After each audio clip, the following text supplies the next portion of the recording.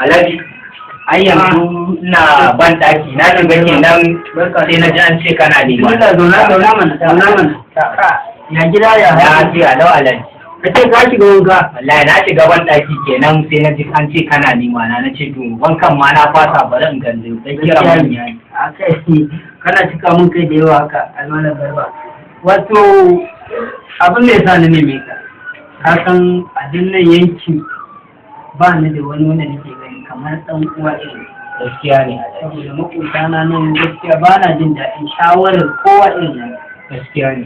Akwai wani bawan Allah talaka yana cikin mawuyacin hali. Na'am. Yana gidan haya kuma babu wani ƙwaƙwarar sana'a. To abin da ke faruwa na yi ƙoƙari in samu gida in siya mai saboda ya fita ƙangin haya. Sai kuma na shawarar to hakan kuma sana'a ba. So sai na tunanin ko in siya mai mota da rika ɗan jujjuya sai ya ce kai bari dai ina zaune in kira ka bani shawara wanne kace gani ya fi. To Alhaji ka san talaka mungu ne da kake gani shi. Za ka iya jawo shi daga inuwa ya tura ka rana. Haka To me zai hana Alhaji wannan bawan Allah dan samu koda 5,000 ne a bashi ya ja jari. Dan talakan mungu ne fa kana kallon shi ba. Za ka jawo shi ne a inuwa ne ya tura ka rana. wato na yarda da shawarar ka gaskiya al'amarin ya mun shi ba nake jin daɗin shawarar ka Gaskiya ne. Ai ka san makoci na kai. gaskiya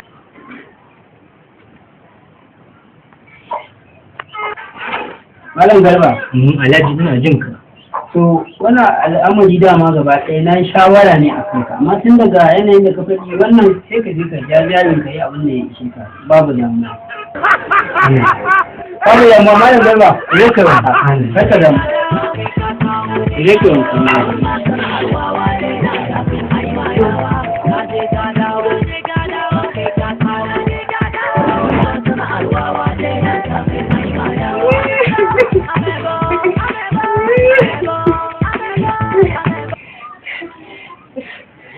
gaskiya bakin ciki da yawa a rayuwa yanzu a gari ya waya yanzu jama'a sai mu kiyaye na yi bakin ciki da hasara ashe ni abun nan zai koma ba